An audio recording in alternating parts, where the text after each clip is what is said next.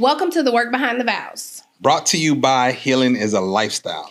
Around here, we have real conversations discussing daily choices and the healing work that holds marriages together. Yes, we're two whole people on a healing journey, and we're so excited that you're going on this journey with us. We can't wait till you dig into this week's episode. All right, let's do it. The podcast where faith meets family, health meets honesty, and real life is told for real. And we're just two people going on a journey of wholeness together, and we're excited that you all are here to enjoy it with us. I'm Worse Taylor.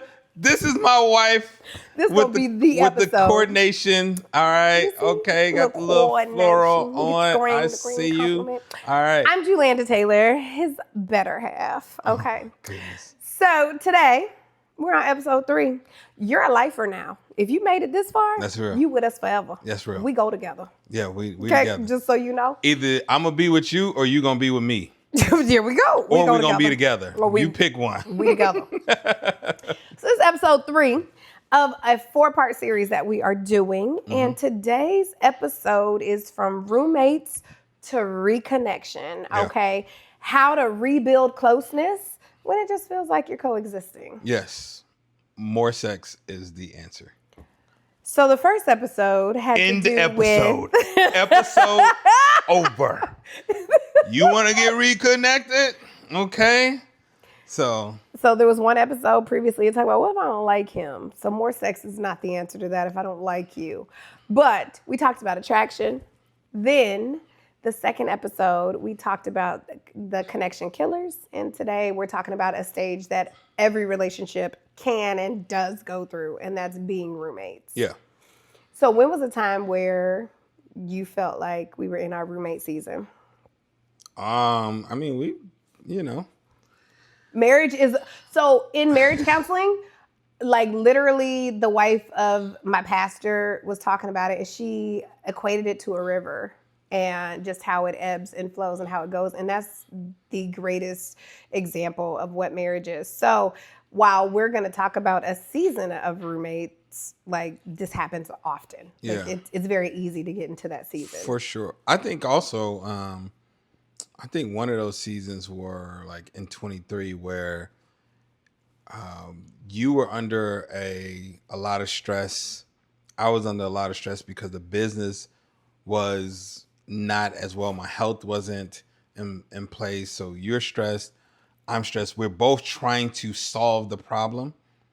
And I think what was happening is we were trying to solve it separately. One of the things that I always complimented in our marriage is that when there is a problem, I don't care what's happening, we come together and we solve it because we understand the power of 2. Absolutely. Right? And this time it was just completely different. So we were just passing. I think we were more irritable with one another and our kids and all of those things. And there was a high, I even said at some point, I was like, you kind of abandoned, and you went into like self-preservation. Mm-hmm. And it was like, man, that was tough to deal with. We weren't talking. There wasn't any conversation. But I wouldn't say that we were upset with each other. Right. No, we were coexisting. Yes. It was just like you said, we both had a problem. It's the same problem, but from 2 different perspectives. For sure. So we seen a problem, your health and our finances. For sure. Business not doing as well as it used to. Yeah. Your health not doing as well as it used to. For sure. Or as it could be. And so for the first time, I would say in our entire marriage, I was sitting there like, oh my God, I have to do this by myself. Yeah. Not because my husband had checked out, but because physically my husband was unable to help. For sure. Because of his health. So I was like, okay, I guess I gotta go back on my degree. Like I graduated college. Like even though I've been out, all these years from working, I gotta go back to my degree area, which my degree area is to save the world. So like, I say that because in saving the world, you're not going to make any money. Right. You might get a Nobel Peace Prize, but you're not going to make any money. Right. And so I went back to save the world making pennies, right? And so I'm thinking I'm helping. Right. And I got my sick husband at home who's also at home trying to figure out how to make the money for the family. And he's with our 3 kids. And he's taking care of the 3 kids, him and grandma. Right. Yeah. Yeah. But I mean, we were both tackling the problem from different perspectives and we weren't communicating. We didn't have that plan. And so it was coexisting. It was, we see each other in the morning, we see each other before bed. It was, hey, how you doing? I love you. Kiss you, move on. And the crazy part, I don't even think it would necessarily kiss not you. often, Yeah, but sure. the crazy part is there are a lot of people who live in this space, who function in this space, that they just coexist and they don't want anything more, right? Well, I don't know if I believe that they don't want anything more. I think this is where they don't know how to come out of it, you know, or they don't know how to navigate it. Or when you get married, there's a level of connection that you want with a person. Like you want when people talk about it, they're like, I want the butterfly feeling and I want to feel like, man, this is my soulmate, this is my best friend, I could kick it with them and all that stuff. So I think you do want that. Just like when you were coming home from, when I was excited about you getting out of your job finally. In 2019. Where there was so many people like, well, you better watch out when your wife gonna be home, y'all gonna be working together every day. And I was like, yes. But see, what they didn't know, I can't wait for that. You know, what they didn't know is since 2007, right, we have always worked together. Yeah, about every job. Every job. Yeah, even the job I left in 2019, you still worked for the same company, just a different department. For sure. Yeah. Every job we've had since 2007, we've always worked together. Absolutely. So for me, there was a level of excitement. So I think there is a part of there. People do want to have a connection. You don't want to feel like this person is just here and you all are coexisting and you're walking past each other. Not in the same house. There's coldness in there. There's discomfort. There's, you know. Okay. You going to bed, y'all can't touch each other's feet and all of that stuff. You just. Nobody want your cold feet on them. But see. I think that I can agree with you, right? Kind of. But I just have these images, and maybe I watch too much TV because I'm trying to think about my friends, and I have seen this in some of my friends, but I think it may have been seasons. And so I'm trying to see, like, was this them or was it seasons? But I have seen it where they're like just super analytical and like marriage is more of a business and a contract. And therefore I don't need all that extra. So our routine is we wake up, she makes breakfast, I make us coffee, we drink our coffee, I read the paper, she listens to a podcast, we kiss, we go out the door, we do our separate things, we come together at night, we make the dinner together. I think that's dope though. No. But there's not that like we're not together. Like we're coexisting in the same space. Are you cooking together? Okay, so let me just say this. What I'm speaking about coexisting is I'm saying what we were doing. We weren't cooking together or Absolutely not, weren't no. necessarily kissing or weren't, sitting down, having coffee and having a conversation. It was just passing by. Right. I'm saying in that, I don't think anyone wants that. If you're saying you're married and that's the thing that you have. So what are some habits that create that emotional distance? Yeah, but let me say this. You're talking about, that was an example because you was like, I don't know if this is a friend or... TV show? TV show is for sure a TV show. Which show is it? Okay, what's this show with my man? It took me several times to start it. The white dude that... The president, he was the president. He made it all the way up to the president. God, it'll come to me. House of Cards. Oh, I only watched like 2 episodes of House of Cards. Really? Yeah, I didn't like it. Wait, what? You know I didn't like it. I like politics and I like drama. I didn't like that show. How are we married? I don't know. Oh my God. How you don't want to go protest with me? How we married? No. Okay, but go ahead. Go ahead. But yeah, that was my question was just like, what are the habits that create that emotional distance? The emotional distance is the habits are just one, not reconciling anything. So sometimes it happens because there's something you did that could have irritated me or hurt my feelings, and me not choosing to talk about it or bring it up. So there's people like, well, I don't want to bring it up, but ultimately your non-communication is bringing it up. The way you shifted and how you were treating me is bringing it up. The way you're responding to me is bringing it up. But now I just don't know what's happening. Oh, that's good. Yeah. There's a disconnect there. Done that to you a few I times. know. That's why I'm using this as an example where you're like, you know what? I'm gonna just not bring it up. But you for sure are bringing it up. No, absolutely. Because your lack of patience that is now there, or how you responded. And there's time I'm like, babe, what? Are you good? I'm good. I'm fine. It's like, no, you're not. Yes, I am. And see, that's what's really. Did you look? So when you're asking me that, did you look next to the hamper before you asked Oh my goodness! me? Did you check there before you asked me if I was okay? Because I can tell you, sir, the answer is in the room. They say the Holy Spirit is in the room. It's in the room. It's in the room. Okay. So I think that's one thing that causes disconnect, where there's an unspoken offense that happens. Good. Where you may have offended me or I offended you, and now we're not talking about it. And so therefore now is resentment. Now there's irritation. You're like, yo, what is happening? What are you doing? And if we would have just had the conversation, it wouldn't have been like that. So that's one way I say. Beyond the unspoken offense, I think there is also the what we experienced with ours, which was like this idea that I can tackle the problem on my own. Oh, that's good. And so if I'm tackling it on my own, because we're supposed to be a partnership, For sure, right? for sure. Supposed to be two become one. Yeah. But I'm like, I got Flesh this. of my flesh, bone of my bone. What scripture is that? Come, that's Genesis. What are you talking about? That's Genesis 2. Is that chapter 2 or 3? It's one of them. Where it was right after he had made woman, and he's like, right after in we the shall beginning. call her woman, and she shall be flesh of my flesh, Okay, bone of moving my bone. on. But Okay. yes, where I'm tackling the problem on my own.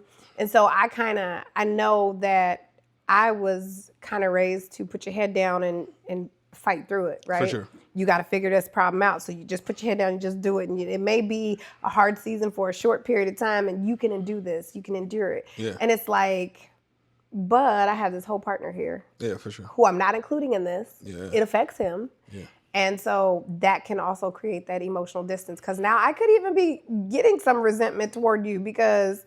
And I think that's another thing. It's like you're now taking on this task yourself, and you're like, I'm going to solve this problem myself. You haven't communicated, but there's a resentment building up towards me because why aren't you helping? Absolutely. What are you doing? It's like, what? You live in this house too. You see the issue? But it's like, you haven't said that I need support here. You haven't said that this is the plan that I want to implement. You haven't communicated that, hey, what are your thoughts on us doing this, or how are we coming out of this? And again, that's an unspoken expectation. So we went from an unspoken offense to now there's an unspoken expectation that has been placed. And if it's unspoken and expectation, if those two words in the same sentence, it's like you're going to fail. Your spouse is going to fail every time. Absolutely. So when you enter this season of roommates, right, you have to, within your marriage, within your relationship, implement what we like to call a reconciliation rule. For sure. Right?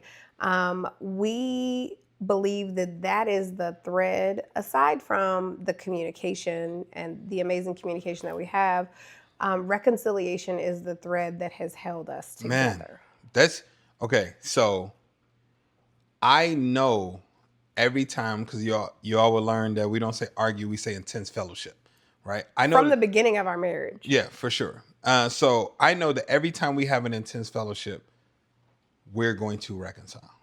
Every single time. By reconcile, I mean there's going to be a period where we come and we sit down and say, okay, what did I miss? And you tell me, and I'm going to listen. And then I'm going to respond back, say, okay, I understand it. I apologize for making you feel that way. That was not my intentions. And then there's going to be a point where I do the same thing for you. And then we're going to implement new policy and procedure. Hey, going forward, can we start doing this instead? Because when this happened, or we're going to set a new boundary or something of the sort. I know that every single time that that's going to happen. And that is probably the best part of our marriage. Absolutely today. one of the most powerful parts Yeah. of our marriage. Yeah. And I think that, in trying to determine what your reconciliation rule is, I think you have to take into consideration you and your spouse and what works for y'all. For sure. I think that when we first started out, we tried, the Bible says, don't let the sun go down on your anger. Oh, yeah, for sure. So we tried, we don't go to bed angry. This isn't what we do. And I'm not telling anybody to go to bed angry. However, we learned that we are different individuals. So when something would happen, when we would have an intense fellowship, my husband is like, let's talk about it now. Right now, he will follow you around the house. Right. Like, what are you ready to talk now? Yeah. We not gonna act like this didn't just happen. Or wake you up at 1 o'clock in the morning. It's Wake like, you how up at 1 o'clock in the this morning. girl, y'all, we could have the biggest intense fellowship, right? And it come to night, I try to lay down. My eyes can't even close, and she. Hold on, he not making the I'm sound. like- I'm snoring. I Just so you know, wanted to hit her with my pillow. I am I'm in like, good REM. how are you comfortably sleeping knowing that you are not connected to your husband right now? Like, wake your butt up, all right? And let's have this conversation. But what he learned and what I communicated is that I am not one that you want to talk to immediately after the incident. For sure. Because I am lethal with my tongue. Right. Now, the Bible talks about the tongue being lethal and how sure. it can cut you and all of that. I understand that. I understand that I am lethal with my tongue. So I am cognizant of that. Right. And I stop. I cannot talk right now because if I talk right now, everything that comes out of my mouth is probably going to hurt. Right. It's probably going to be the harshest way that I could have said X, Y, Z. For sure. And it's not going to build up. It's not going to pour in. It's not going to give love. And so it's like, you don't want to hear what I have to say right now. Give me time, 1, to calm down, 2, to process, and 3, I'll come back. Yeah, for sure. I used to use the analogy of a pot. I'm a pot. Yeah. I am a boiling pot of water. Yeah. You put the pot on. You've been heating me up all this time. Now I'm boiling. You turn me off. I'm not cold. Right. You still will get burnt. You Right. put your hand in that water. You need to give it time to cool off, to become to room temperature. Then you can talk. And so in learning that, we learned that you might go to sleep. Right. There, if we aren't able to come to... But that's still rare, though. I think the goal is always still to come to some type of understanding. So even Prior if to it's going to prior to bed. going to sleep. So it might be, I will come and I'll say, hey, I'm still not able to talk, but I want you to know, I'm not mad. I'm processing it. We can talk about it later. let's have the good. conversation tomorrow. But at least the goal is to try to have a level of peace prior to going to sleep. Again, we talk about not leaving doors open for the enemy to be able to move and capture thoughts. A simple, okay, I know we need to talk. I'm still at a place where maybe I'm still frustrated, or I'm not able to process my thoughts just yet, or right now I'm in the midst of prayer. That lets me know. That is a indicator for both of us that, okay, you're processing and your thoughts are your own. You haven't allowed the enemy to come in place. You haven't allowed your thoughts to spiral. And it brings a level of calmness to both. Okay, so we're both working on reconciliation. There's a level of comfort in there and safety in knowing that, oh, okay, cool. We're good, but we know we just have to figure this part out. We stepped on each other's toes or crossed some boundaries. Absolutely. Let's go ahead and figure that out. We'll have that conversation tomorrow. Another thing with our reconciliation rule that we learned in marriage counseling was addressing the issues when there's peace. For sure. You can't try to address it with the heightened energy, with the same playing field that it happened on. Oh, for sure. You have to allow peace to come in so that you can peacefully reflect what actually happened and how you move forward. Yeah. I think another thing that you even mentioned is when you do reconcile, you're going into that saying, okay, what did I miss? Oh, for sure. What happened? What was your perception? What did I do? And not coming in like, you was talking to me crazy. You were da-da-da. Because listen, God is not going to be like, if you are going to God after, you and your spouse have an intense fellowship, or even with your kids, because I do go and apologize to my kids. Reconcile with our kids. As well. So I teach them the art of reconciliation as well. So I don't see God saying, hey, son, you're right. She's wrong. And everything. God, and if you hear that may not be God. God is going to deal with the heart. Right. You're not going to walk away and you all both just had a disconnect, but God is like, you're right. There's nothing that you need No repentance needed for you. Nothing. She's wrong. And so we have to be mindful of when you pray, all right? You want to be at a place where you're like, God, show me what I missed. And I'm a processor in that way. Like, I will process and replay the conversation and just say, God, like, show me what I missed. There's been times where it's been height and you left frustrated. I was trying to think of the time where I'm talking about 2 minutes later, you walk out the door and I hit you and I was like, babe, I'm sorry. That was uncalled for. I was tripping, or whatever. I can't remember exactly what it was about. And then you were about to apologize, and I was like, honestly, I don't even see anything that you need to apologize for. Like that was a me thing. Like that's two different incidents. That was our son's birthday party. That was just the recent conversation with was it? Trying to plan our son's slightly more expensive birthday party, and you were not trying to go for it. Yeah. And I was just like, in the grand scheme of things, it's like, it's not that serious. So let's just go ahead and do it. But the incident I'm talking about was when I called you, and I remember that. That was when I went out the door, and we had just gotten into it in the office. Right. And then you later, even though I said there's nothing that you need to apologize to me for, like that was a me thing, right? You later then called me back and was like, no, I need to take ownership for this part too. Because but I didn't see, this is something that God put on your heart. Absolutely. Not mine. I was like, nah, that was all me, all of those things. So I think that's important. Even my sons, they heard me apologize, which I was cool with. But Nehemiah comes in and he's like, Daddy, I heard you apologize to mommy. And I was like, yeah. He was like, and you said this and this and this, and you told mommy she was right. I said, I did.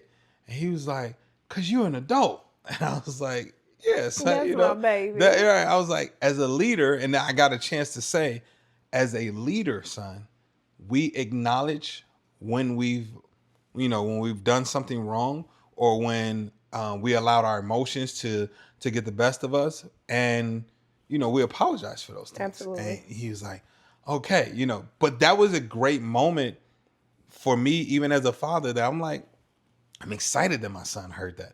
I'm excited that I can use that as a lesson. I'm excited that I can be an example for how he should treat his spouse. Absolutely. Okay, so we do hold interviews for those out there that have daughters. 5 and 8. We have a 5-year-old son, 8-year-old. They are godly boys. We are teaching them great principles and how to be leaders and steward their family well. Don't come with no bull, okay? But send pictures, Please don't. All right, so. But yeah, any other pieces to the reconciliation rule that you can think of? I think the other thing is the thing that we implement is like, what are the boundaries that are within this thing for where you shouldn't go?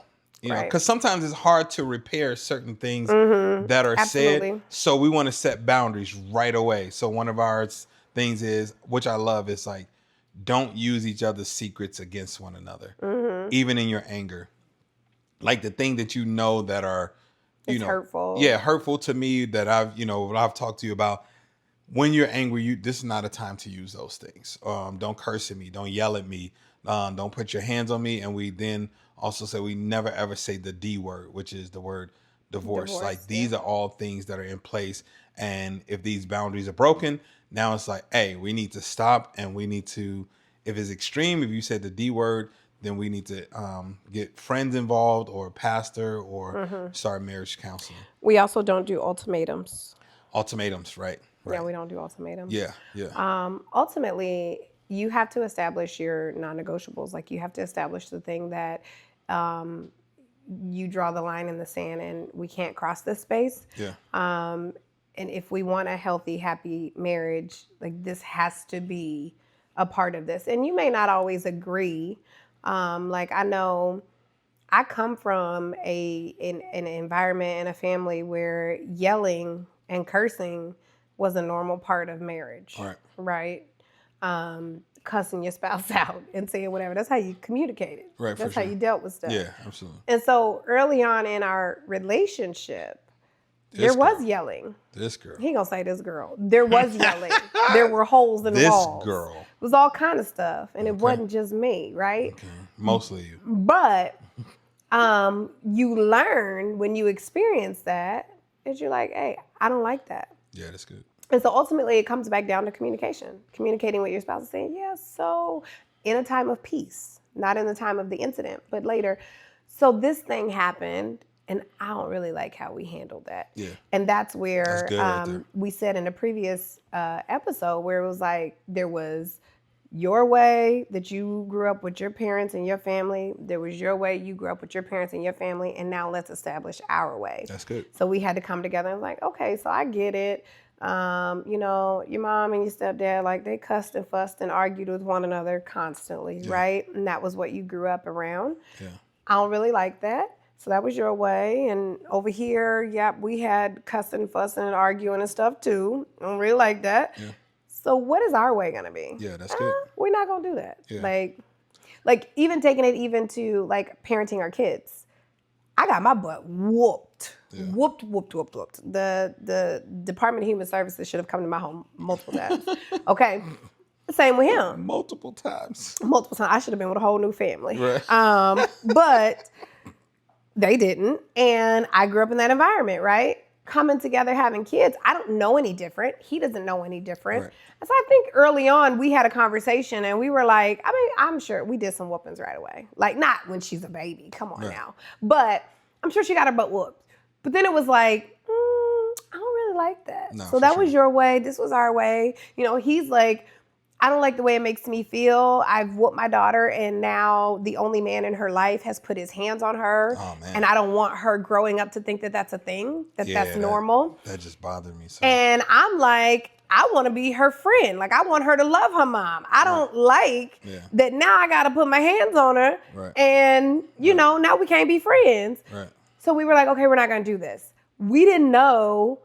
Like, we weren't subscribing to gentle parenting. I'm going to just be real. We didn't have that idea. We just thought we didn't like the trauma that it created for us. We want to do something different. It also seemed like such an emotional response. Absolutely. At the time, what I was doing. Now, let's be clear. Is this both of ours? We can both look at this This is both camera. of ours. Well, we don't subscribe to gentle parenting. Okay? All right. Let me just. I mean, I'm a gentle parent, though. Definitely not. But here's the thing. The thing about it is I didn't want to whoop out of emotion. Like I wanted to show a level of self-control in that. So now I will, I'm gonna tell you a couple times. And as we continue to do it, then I'm now gonna say, I'm gonna hear you out. Just like with our son. This was like last week where he got his butt spanked a little bit. I didn't use a belt or anything, but I had told him the same thing several times all week, and he was deliberate in Not doing it. And so, we got some strong-willed kids. right. So I said, hey, son, what were you supposed to be doing? I'm supposed to be doing this. Okay. And you got that from me? Or where did you get what you were supposed to be doing? He's like, this is what you said. Okay. So let me be clear, son. You're saying that you knew what you were supposed to do, and instead you chose to do this anyway. Yes. Okay, son, stand up.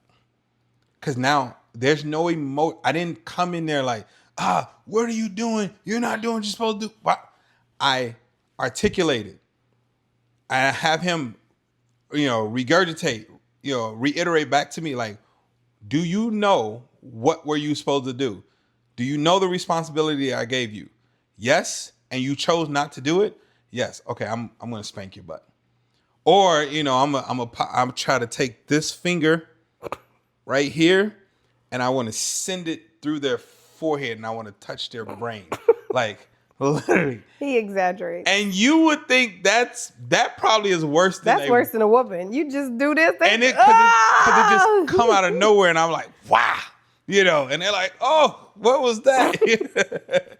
But it's like a little flick. It's not even, it's an attention getter. It's not something that, I'm using to harm my kids or anything. But I'm saying that is how I operate when it comes to the spanking side. So maybe that may happen once, maybe twice a month, possibly other times, like, I don't even know that it's monthly, honestly. Yeah, it's just like, I can't tell you the last time they got the spanking, but they, people always compliment our kids and all of those things on their behavior. And that's because we set here's the standard, here's the boundary. And we always make sure we're not going to emotionally just go off the wall with them. Absolutely. Yeah. And so I think ultimately the reconciliation rule is establishing your non-negotiables, For sure. establishing your boundaries, and resolving to always reconcile. Yeah, for sure. I think in some form or fashion. That was huge. That was huge.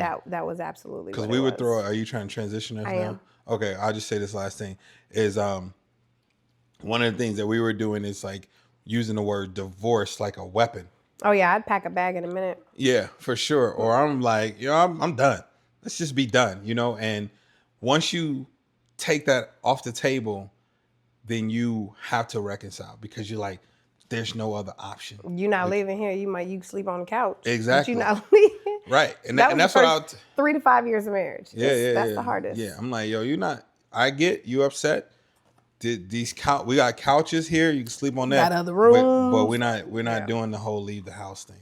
That's what we're not doing, and we'll work it out. And once we took that off the table, I think growth happened immensely because it forced to like, all right, well, if I'm gonna stay, then let me figure this thing out. Let me figure this thing out here, So that was the key thing. And I do want to talk about when we come back. I know we got to pay some bills. We do got to pay bills. That's why I'm trying to leave to pay bills. I do want to come back and talk about how do you get out of that roommate state and some things that we implemented to do so. Okay, so first of all, I appreciate you all watching the episode. Thank you so much. But I don't just want you to watch it. I want you to also subscribe. I want you to make sure that you're subscribing to the podcast and that you're in tune with everything that we're doing. That's why my wife and I prepared a training just for you so you can get access to it. It's our marriage golden ticket. Well, we're going to show you how to start to reconnect, all right, and just restore your marriage the way you want to. So you can start reconciling, so you can start to have more intimacy, more healthy communication, all of the above, right? The marriage golden ticket. Only thing you got to do is go ahead and visit theworkbehindthevows.com or use the link below in the description and we got you. You're going to get all things the work behind the vows, all things me and wifey, you're going to get it there. Let's get this work, y'all. Go back to the episode. Let go.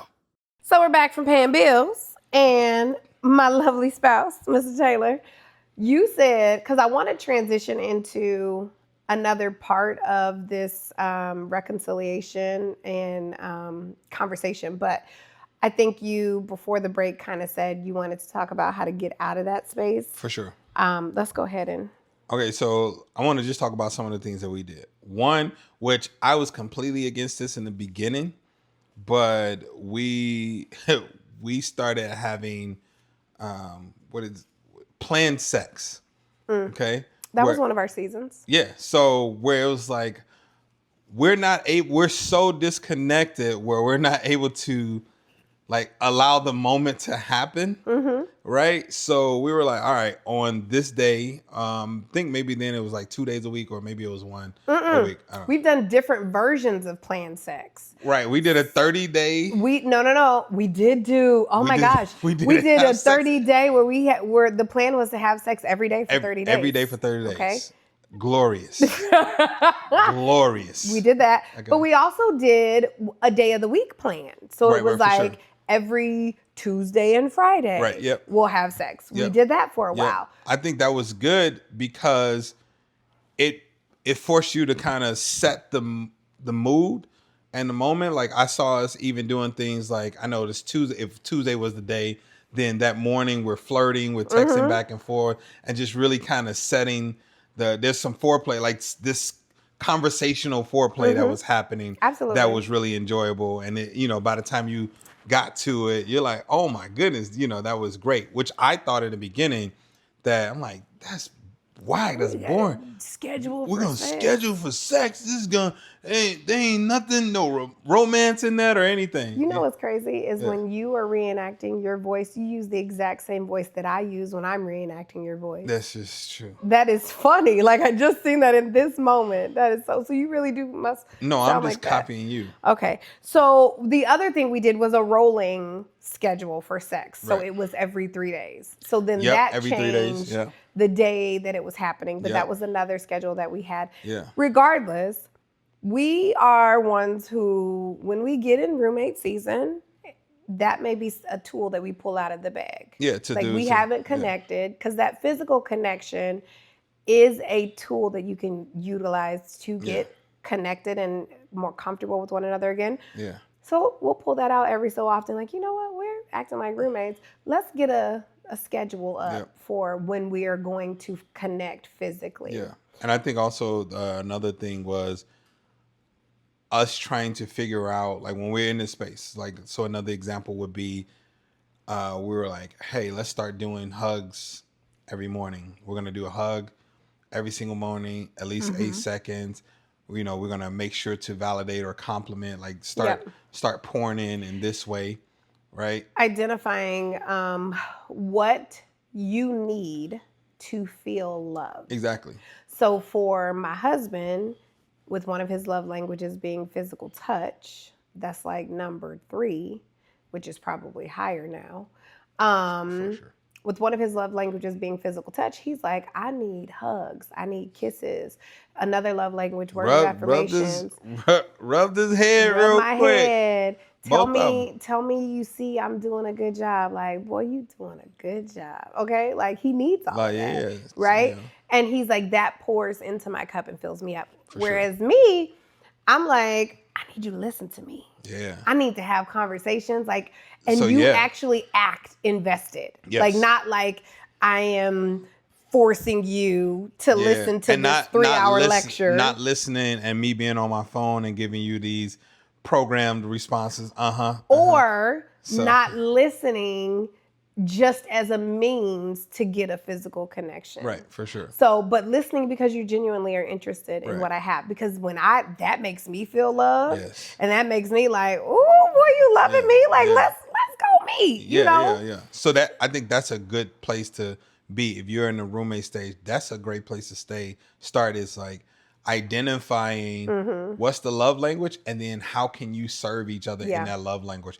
That will start to break down those walls and everything, right? So even the time where my wife always said like she loved this date when we went to the bookstore. And the greatest date ever. Me, I'm like, okay, we're going to hit this bookstore. We're going to grab a book and let's go. And she was like, can we read the book in the store? And I was like, hold on. You can't listen. Now I get it. Okay. I love books. I'm a bookie, but y'all cannot sleep on the bookstore. Okay. Let me tell you. It's good. Yeah. We went to the bookstore. I don't even remember it was one of the major chains. We went to the bookstore. Yeah. They had books that were wrapped in wrapping paper. Yeah.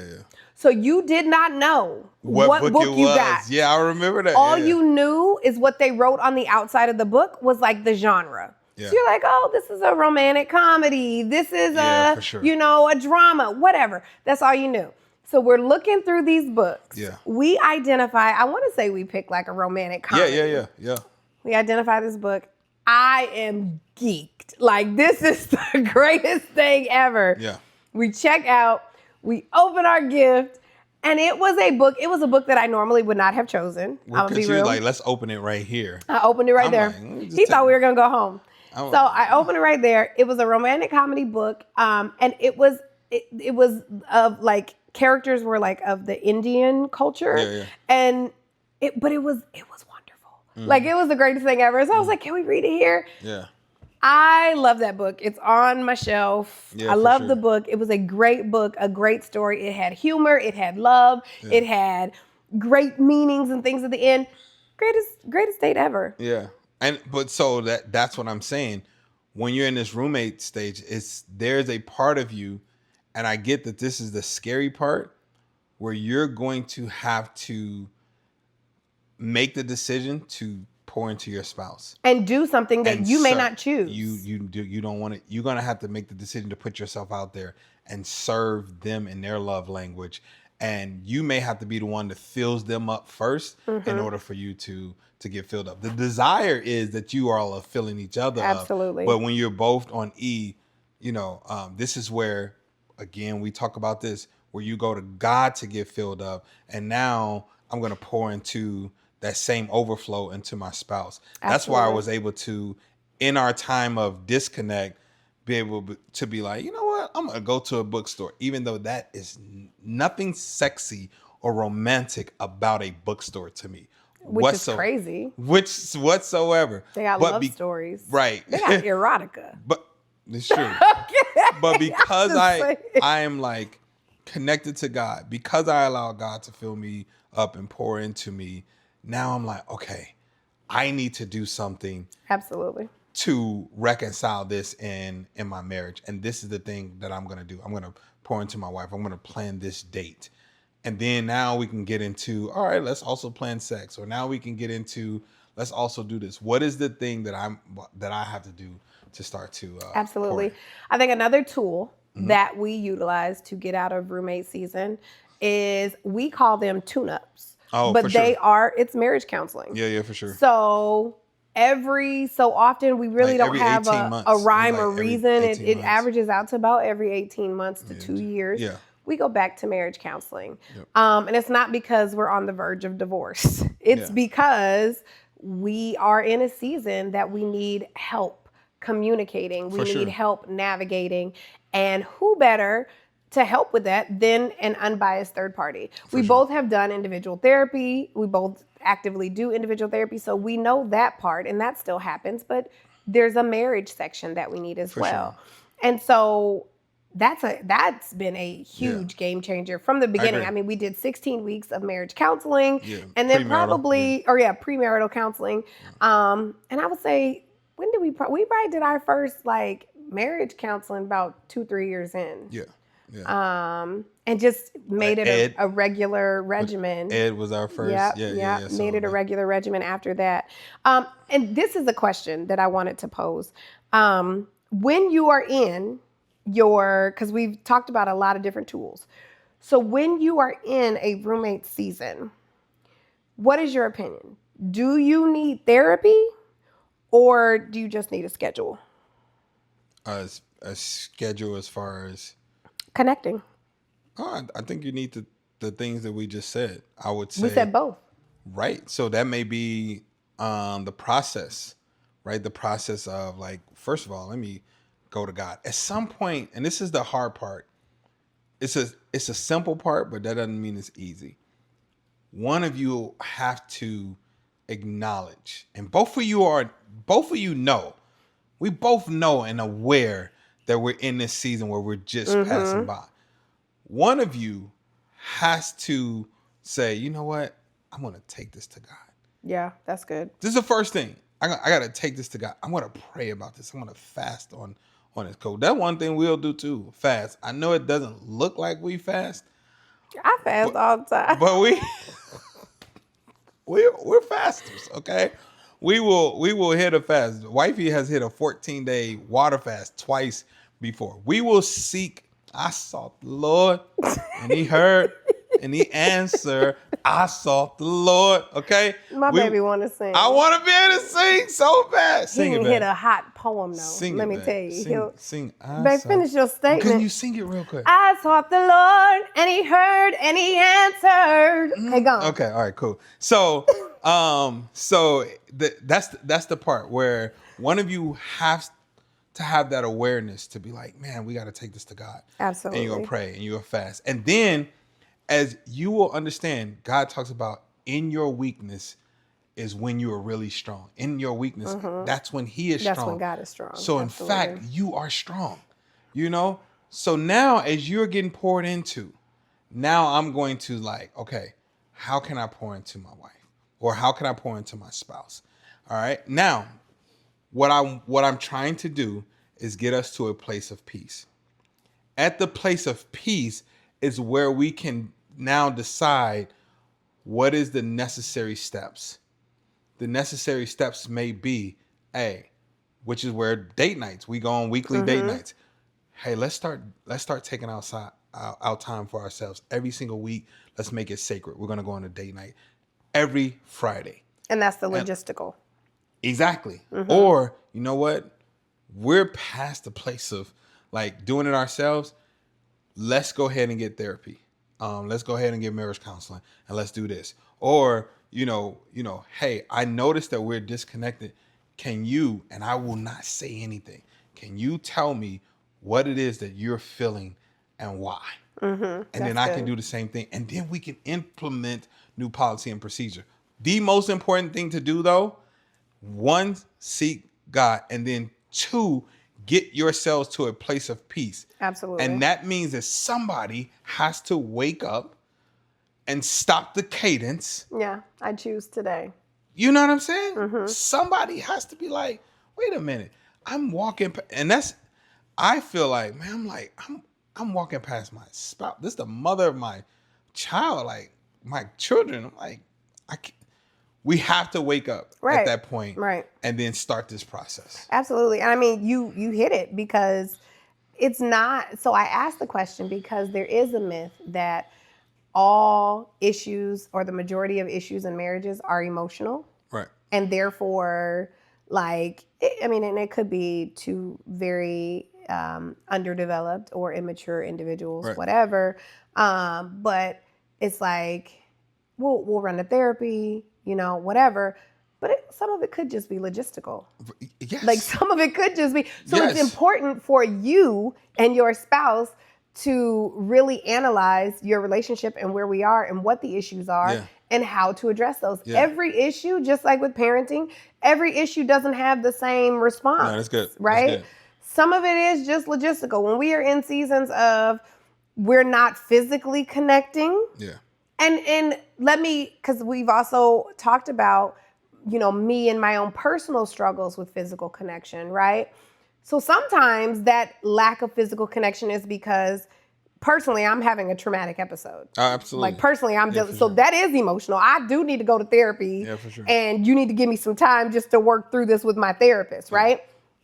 But if it's not that, the only way you figure that out is having a conversation with your spouse. Sure. And if they have an awareness to be able to communicate that to you. But then also, if it's not that, it's like, we're not connecting. We're just, because I'm doing my thing, you're doing your thing. Yeah. Okay, let's become intentional on connecting. Yeah, and we don't know the expectation. Exactly. Like me, you, like, hey, we ain't do hugs like that and all of that stuff. Right. And that's something that I didn't necessarily get, but I know that's what I want. So I'm able to tell, like, hey, babe, like, when we wake up, all that, let me hear good morning. I want a hug and a kiss. Give me a hug. Kiss me. Rub. Put your hands on this bald head. Okay, I'm just saying. Okay, so there's some things that I desire, and like you said, sometimes it's just that we don't even know what you're needing. I don't know what you need. You don't know what I need. We haven't had the conversation. So to have the conversation, absolutely, that's the fastest way to get out of it, is to acknowledge, hey, and something simple you can say, man, I notice we're disconnected. can you tell, and you don't get to talk first. Don't make it about you first. It's like, can you tell me what you're experiencing What are you right feeling? now? What's going What on? are you feeling and why? And what can I do? And then you get to also express. And it's like, I'm not going to express by trying to tackle everything you said. That's not true. That's not true. Because it's how you feel. You know, so I think that's a good thing. I will say this last thing because I see you trying to transition us again. You paying attention to my cues? I see you, okay? Doing? But one other thing I would say that was good for us was because we had gotten to a place where I was like, man, the rejection is strong because I'm not always aware of the season that you're in, where you may be in the season of like, man, I'm trying to get me together. And I'm in the season of, okay, I'm trying to get you together too. Okay. You know, so we implemented, do you remember when we implemented shot clock? I do. Okay. So shot clock, there's 24 seconds on the shot clock, but you know, we want 24 hours. So that if I were to come and I wanted to be physical or whatever, then wifey, without having to reject or say no, or I'm tired of my stomach, or this, she would just go ahead and say shot clock.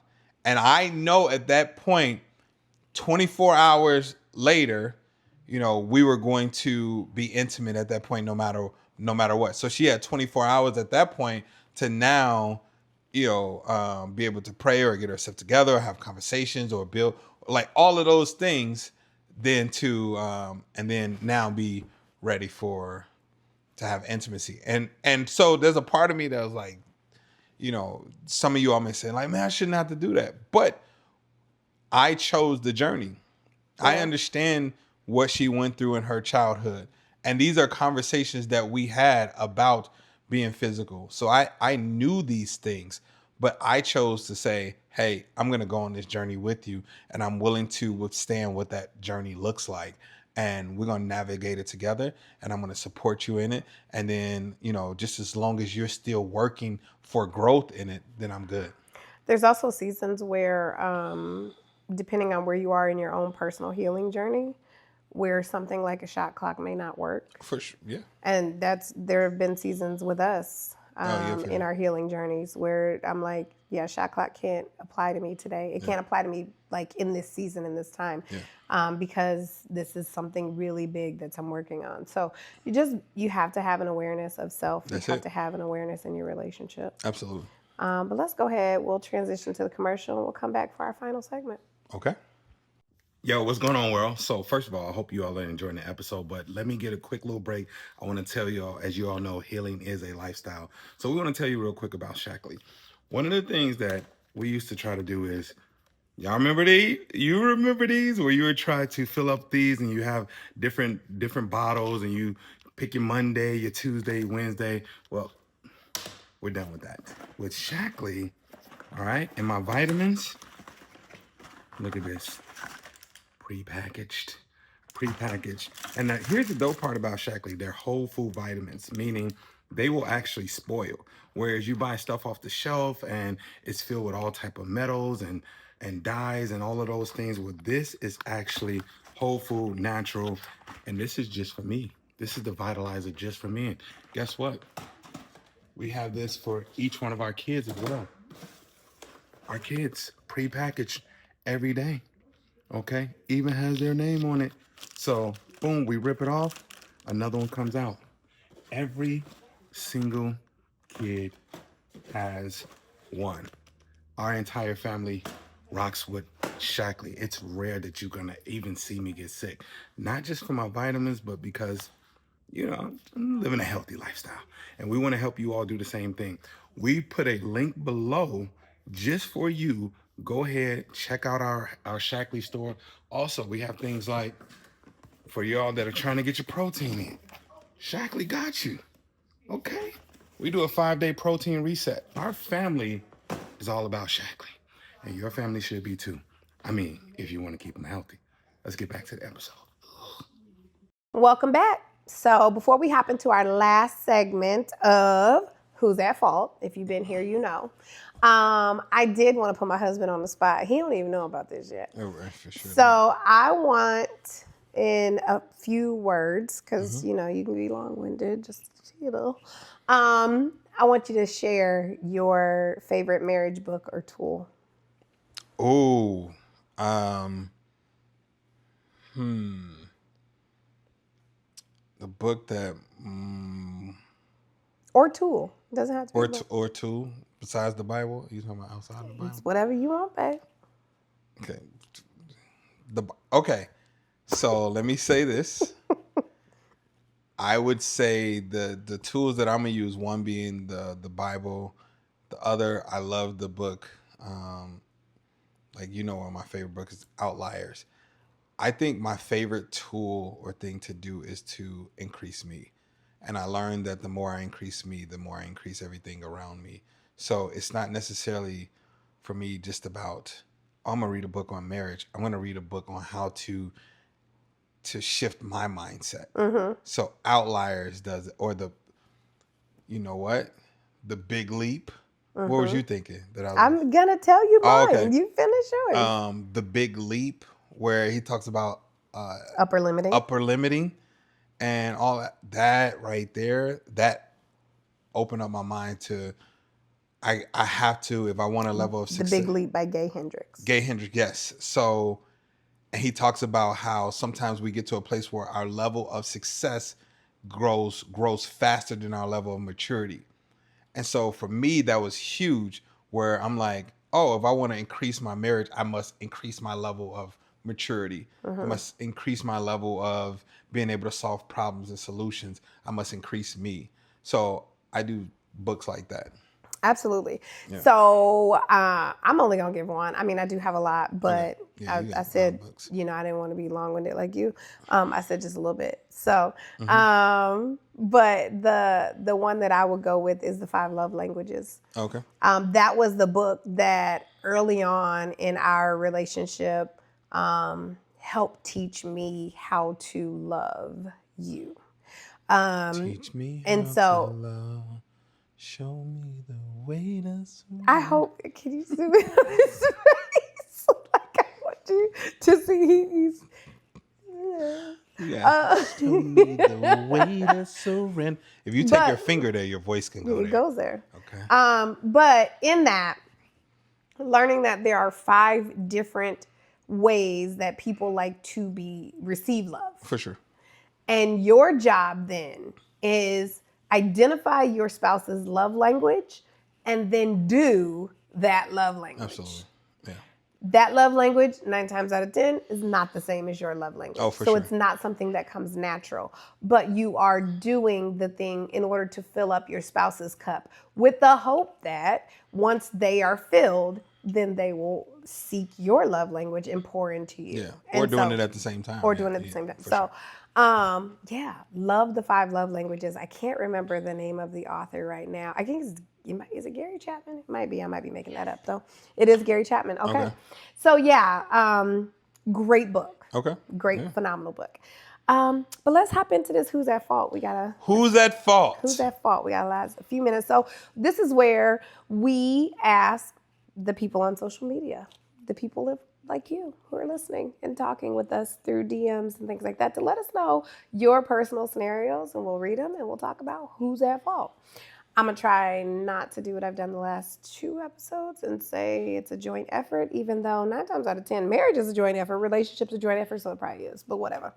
Okay, so here we go. My wife booked our flights to travel and forgot to put our TSA pre-check info when buying the ticket. And when we get to TSA pre-check, she says it's my fault because I ain't tell her. So now we running to catch the flight. I'm going to start because he had a whole lot to say in that.